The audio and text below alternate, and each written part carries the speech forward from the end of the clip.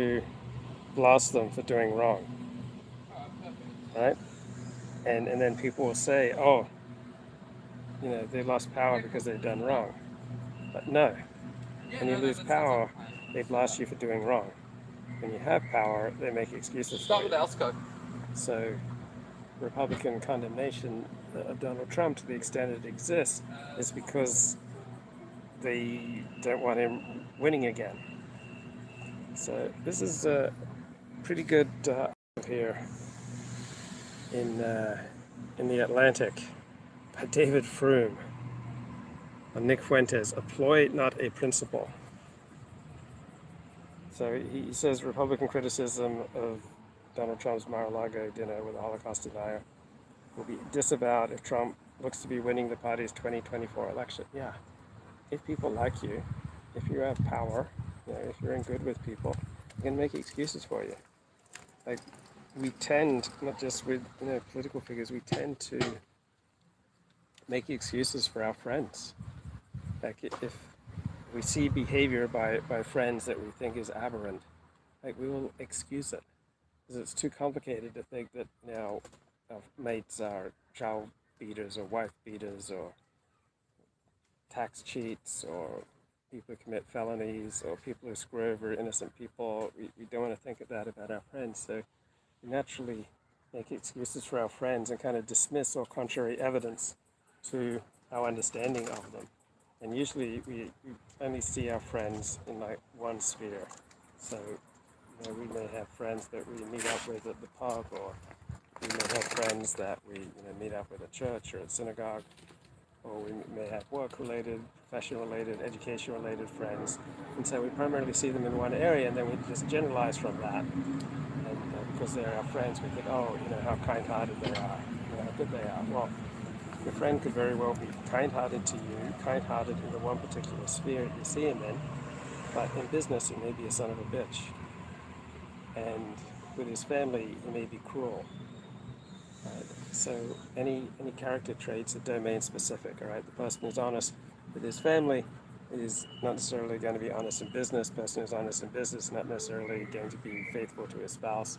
And so people who want to align with Trump, they see it in their self-interest, they're not going to condemn him for dinner with Kanye West and Nick Fuentes. And like, did you see those photos?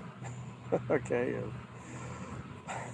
everybody photos of Nick Fuentes and Kanye West and Milo, like all hanging out, and they're all on a plane, and they're all like, Milo's reading the Bible, and Richard Ananya tweets, Milo used to be very open about how much he enjoys certain body parts of black men. I admire what Christ has done for him, allowing him to stay immersed in his Bible while mere inches away from Kanye. So, let me show you this tweet. So yeah, Richard Ananya can be quite the bitchy queen, but look at that. This is Milo and Nick and Kanye all on a plane together on their Christ is King tour. And here's Kanye telling Trump to put God and Israel first before Israel. It's funny.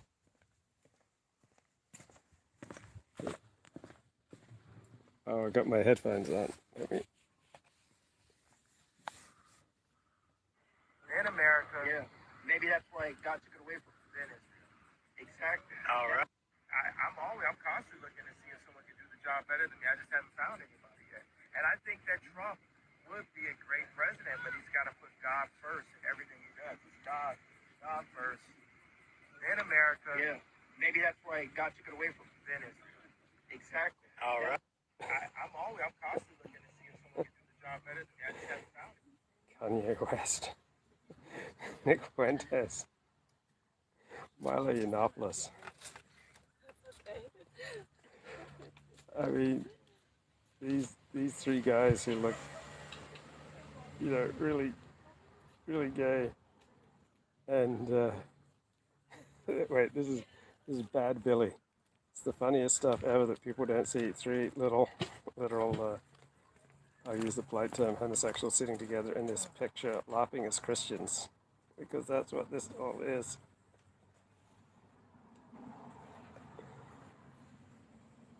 Oh man, this is hilarious. Okay, and so David Frum says, for once, Donald Trump has a point. And Trump's point is that you supported me before. If I get power, you're going to support me again because it's in your best interest, even if you don't agree with who I'm having dinner with. So some former Trump supporters have raised their voices against this meeting, like this time Trump has gone too far. But his points, Trump's point, implicitly, have these critics been in a coma since 2015? Like, Trump's been hanging around with some dubious characters for a long time, long before he even entered politics. So, keeping company with Nick Fuentes isn't even a Republican deal breaker. So at least two members of the House Republican Caucus Conference, Paul Gosar and Marjorie Taylor Greene, have done so. And the next Speaker of the House, Kevin McCarthy, has promised both of them important committee assignments in the next session. So, like, if Trump-endorsed candidates had done better in the recent midterm elections, if Republicans had won the Senate, so if the party's donors were uniting behind Trump rather than DeSantis, then all you would hear from Republicans would be excuses. So if you have power, if you have popularity, people are just going to find every reason to excuse your behavior. It's not just Trump, it applies to you and me. And people kick you when you're down, like when they think you can get away with it. But when you're in power, right, they don't kick you when you're popular. So this is a China watcher. They say that an official who has done wrong will lose power. What really happens is an official who loses power will be accused of doing wrong. So compare two Wall Street Journal articles 5 years apart. Here's yesterday's Wall Street Journal editorial about the Trump-Fuentes dinner. It's a clear and forceful demand for personal responsibility. Mr. Trump hasn't admitted his mistake. Yeah, it's kind of interesting that Trump hasn't, criticized Fuentes by hosting these men, by distancing himself from Fuentes. So instead, Trump portrays himself as an innocent who is taken advantage of by Kanye West. Then you look at the Wall Street Journal's editorial after Charlottesville, and the Wall Street Journal says demanding personal responsibility of Donald Trump is essentially to be avoided at all costs. The focus on Mr. Trump is a cop-out because it lets everyone duck the deeper and growing problems of identity politics on the right and the left. Donald Trump didn't create this identity obsession.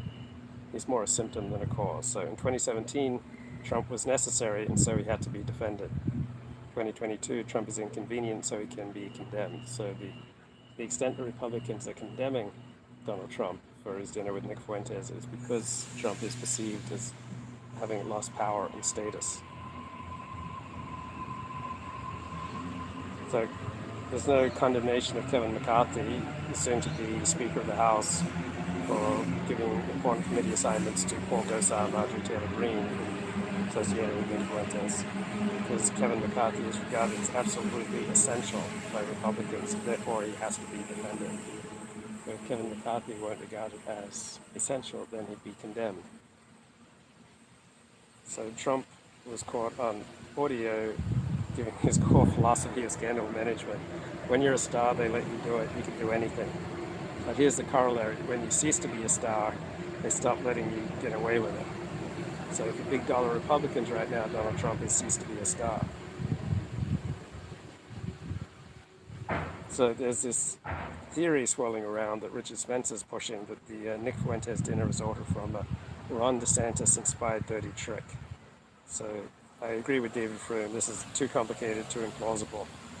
The idea that Milo Yiannopoulos, who's made his way into Kanye West entourage, is acting as a double agent for Ron DeSantis, inviting Fuentes to dinner to create a public relations nightmare for Trump, is unlikely. Sounds, again, much more like an excuse than an explanation. So Republicans who once submitted to Trump are now looking for exits. It's not because of principle, right? It's because they don't feel that Trump has the power now. So Trump used to get a pass from these people. Now he doesn't. So Republicans are trying to weaponize some sort of insincere objection for immediate political purposes. So this Nick Fuentes dinner, once again, is another test of strength. Like, how much will someone let you get away with? Like, if you're dating someone, they let you get away with bad behavior, you're going to persist in more bad behavior. If you're an employee and your employer lets you get away with bad behavior, you're probably going to take in more bad behavior. All right?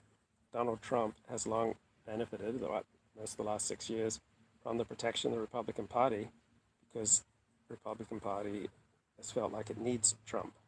Now you've got rich and connected Republicans saying that they're better off without Trump, and therefore you're getting some condemnation.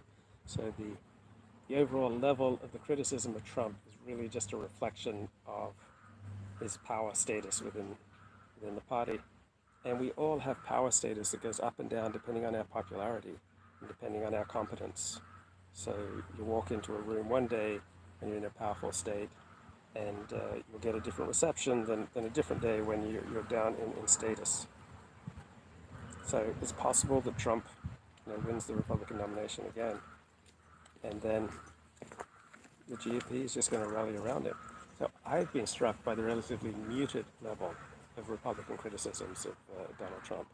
Like, it seems to me that they haven't been particularly interested in going after him, so Trump still commands a tremendous amount of power. So, having dinner with Nick Fuentes, that made me consider a bad thing, but what about his election denial, right?